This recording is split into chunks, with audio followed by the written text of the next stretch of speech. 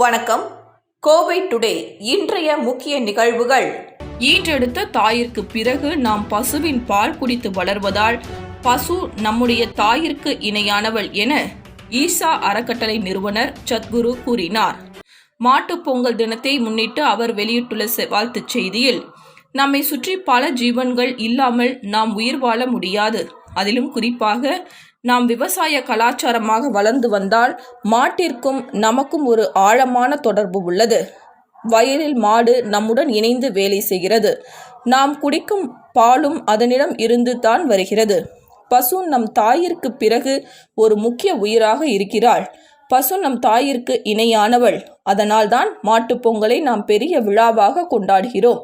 பொங்கல் பண்டிகை நாம் உருவாக காரணமான மண், விலங்குகள், காற்று, நீர், மக்கள் என அனைத்தையும் கொண்டாடுவதற்கான ஒரு விழா. கொண்டாடி கழித்திடுங்கள். இவ்வாறு சத்குரு கூறியுள்ளார். தமிழ் புத்தாண்டு தமிழர் திருநாள் பொங்கல் விழாவை ஒட்டி கோவை மாநகர் கிழக்கு மாவட்டம் பாலசுப்பிரமணிய நகர், அண்ணா நகர் பகுதியில் கோவை மாநகராட்சி தூய்மை பணியாளர்களுக்கு வேட்டி சேலை.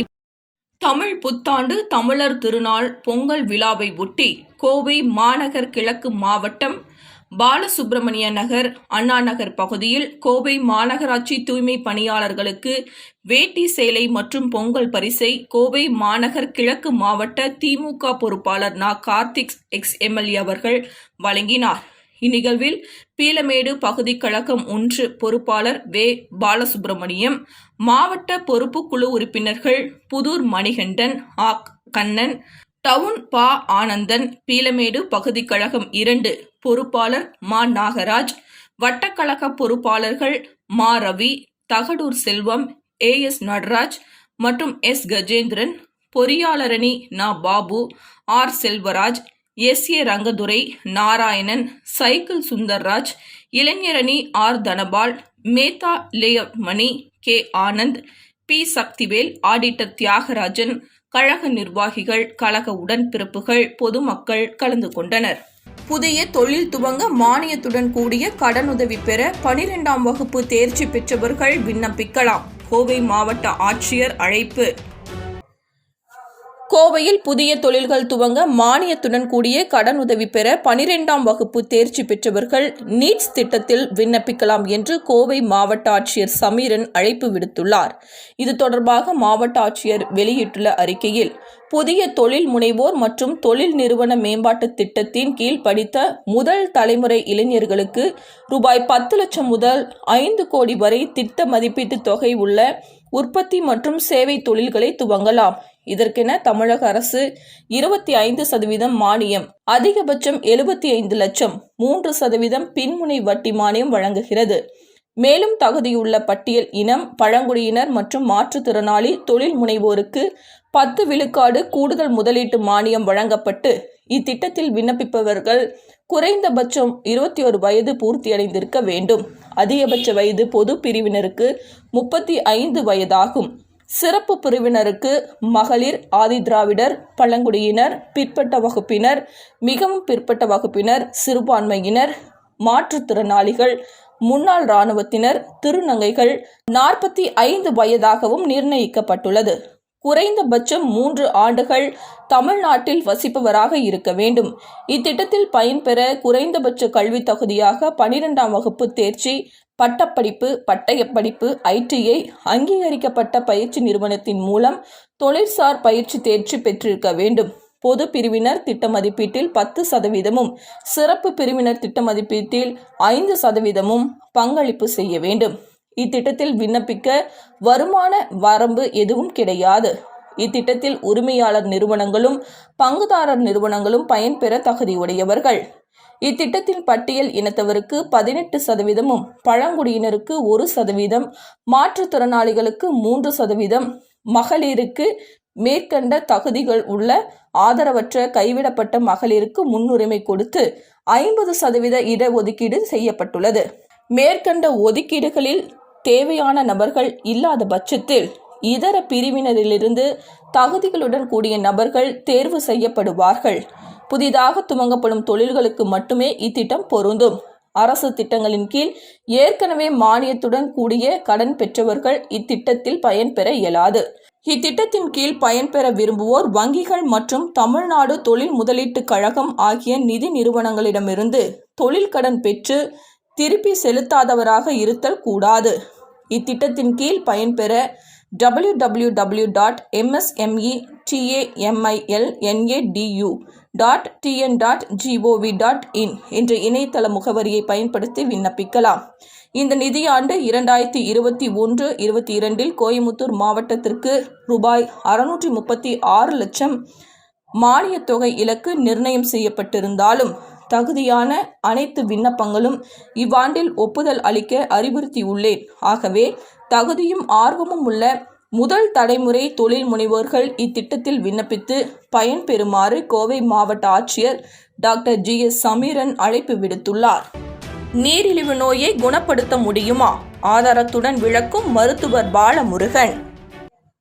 பேரியாட்ரிக் மற்றும் வளர்சிதை மாற்று அறுவை சிகிச்சை நிபுணரும் இந்தியன் பேரியாட்ரிக் மருத்துவமனையின் நிறுவனருமான மருத்துவர் பாலமுருகன் நீரிழிவு நோய் குணப்படுத்தக்கூடிய நோய் என்பதை விளக்கும் வகையில் பத்திரிகை செய்தி வெளியிட்டுள்ளார். அதில் கூறியுள்ளது, நீரிழிவு நோய் என்பது உடலில் ஏற்படும் வளர்சிதை மாற்றமாகும். இந்த வளர்சிதை மாற்றத்தினால் உடல் எடை நாளடைவில் அதிகரிக்கும். இவை இரண்டும் வாழ்க்கை முறை தொடர்பான நோய்கள். மேலும் இந்த கூட்டு நோய்களின் பரவல் சமீப காலமாக அதிகரித்து வருகிறது. உலகளவில் நீரிழிவு நோயில் இந்தியா 2வது இடத்தை உள்ளது. மேலும் அதிக எடை அல்லது உடல் பருமனானவர்களுக்கு நீரிழிவு நோயின் ஆபத்து காரணிகள் 10 மடங்குக்கு மேல் அதிகரிக்கும்.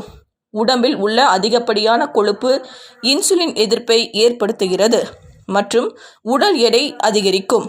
இது குடல் ஹார்மோன்கள் சமநிலையின்மைக்கு வழிவகுக்கிறது மற்றும் கணையத்தின் பீட்டா செல்களில் இன்சுலின் சுரப்பு குறைகிறது.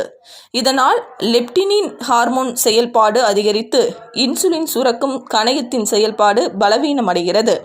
இதனால் தான் நீரிழிவு நோய் உடல் பருமன் உள்ளவர்களுக்கு அதிகமாக ஏற்படுகிறது.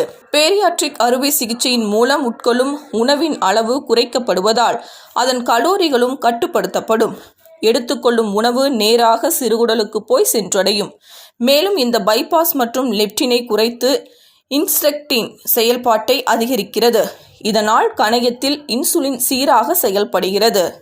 பேரியாட்ரிக் அறுவை சிகிச்சைக்கு பிறகு உணவு கட்டுப்பாடுகள் காரணமாக உடல் எடையை குறைப்பதன் மூலம் உடல் கொழுப்புகள் குறைகிறது.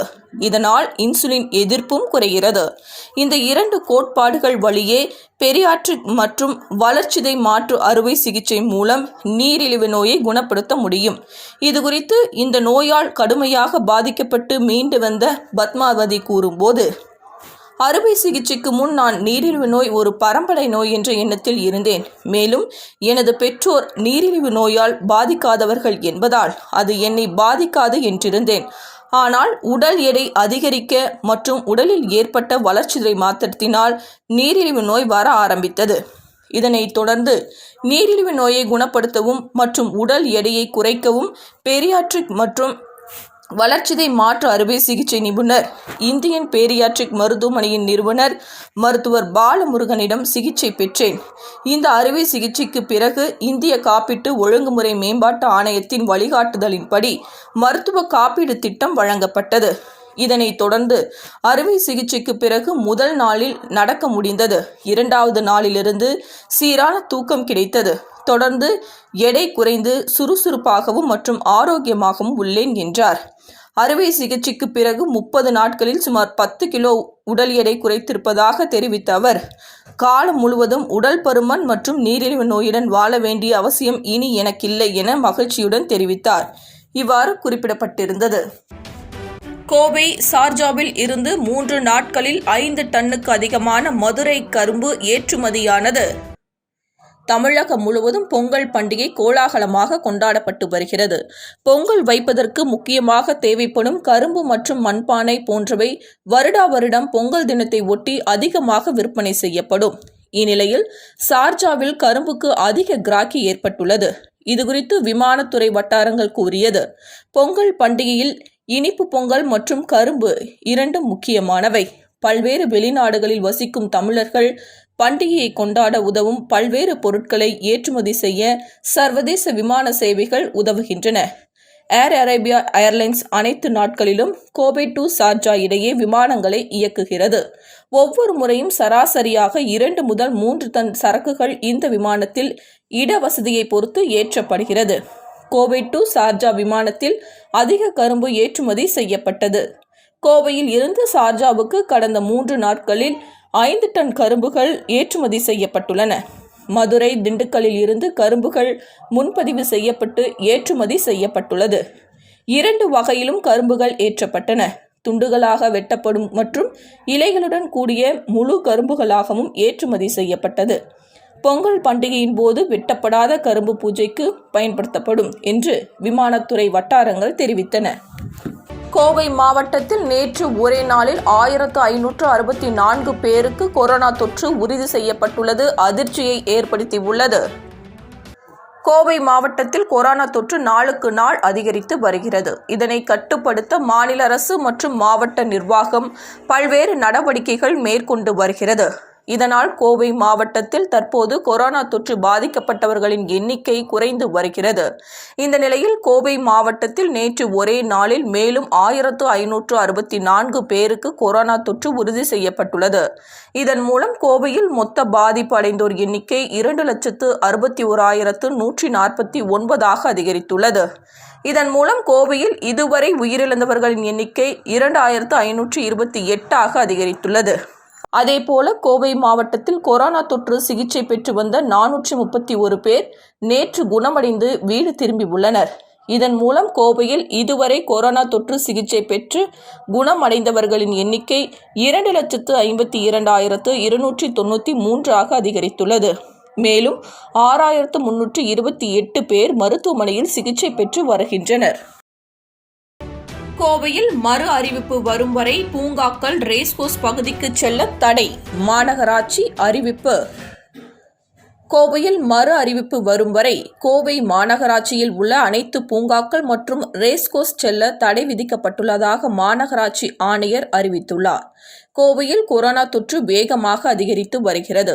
இதனிடையே பொங்கல் விடுமுறையை முன்னிட்டு மக்கள் பூங்காக்கள் மற்றும் ரேஸ்கோர்ஸ் உள்ளிட்ட பொது இடங்களுக்கு செல்ல தயாராகி வருகின்றனர்.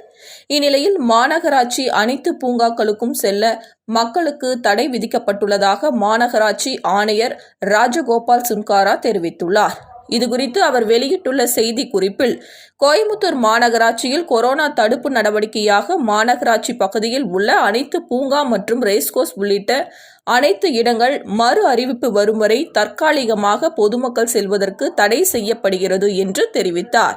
விவசாயிகளை அச்சுறுத்தி வந்த கொடிய விஷம் கொண்ட 2 கண்ணாடி விரியன் பாம்புகளை பிடித்து வனப்பகுதியில் வனத்துறையினர் விட்டனர். கோவை தொண்டாமுட்டூர் அடுத்த குப்பைப்பாளையம் கிராம பகுதி ஒட்டி உள்ள கணேஷ் என்பவரின் விவசாய தோட்டத்தில் கொடிய விஷம் கொண்ட 2 கண்ணாடி விரியன் பாம்புகள் மாட்டுத் தொழுவில் இருப்பது தெரிந்தது. உடனடியாக வனத்துறையினருக்கு தகவல் அளிக்கப்பட்டது. விரைந்து வந்த வனத்துறையினர் மற்றும் பாம்பு பிடி வீரர் சந்தோஷ் இனப்பெருக்கத்தில் இருந்த 2 கண்ணாடி விரியன் பாம்புகளை 5 மணி நேர போராட்டத்திற்கு பிறகு உயிரை பணயம் வைத்து பிடித்து அடர்ந்த வனப்பகுதிக்குள் விட்டனர். தொடர்ந்து அப்பகுதியில் ஆட்டுக்குட்டி மற்றும் மாடுகளை கொன்று வந்த பாம்பை வனத்துறையினர் பத்திரமாக பிடித்து அடர்ந்த வனப்பகுதிக்குள் விட்டதால் விவசாயிகள் நிம்மதியடைந்தனர். பாம்பு பிடிபடாமல் தொடர்ந்து 5 மணி நேரமாக போக்கு காமித்து இருந்தது விவசாயிகளிடம் அதிர்ச்சியை ஏற்படுத்தியது. கொரோனா கட்டுப்பாடுகளுக்கு மத்தியிலும் கோவை மாவட்டத்தில் பொங்கல் பண்டிகை ஆங்காங்கே கோலாகலமாக கொண்டாடப்பட்டு வருகிறது. கோணியம்மன், தண்டுமாரியம்மன், புளியகுளம் விநாயகர் உள்பட கோவில்களில் சிறப்பு பூஜைகள், வழிபாடுகள் செய்யப்பட்டன. பக்தர்களுக்கு அனுமதி இல்லாததால் கோவில் பிரதான வாயில் அருகே பொதுமக்கள் சாமி தரிசனம் செய்துவிட்டு திரும்பினார்கள்.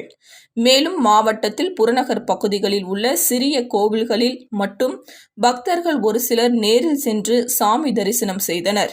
இதேபோல கோவை முத்தண்ணன் குளக்கரை பகுதியில் உள்ள மல்லீஸ்வரி அம்மன் கோவிலில் அம்மனுக்கு சிறப்பு அலங்காரம் செய்யப்பட்டது.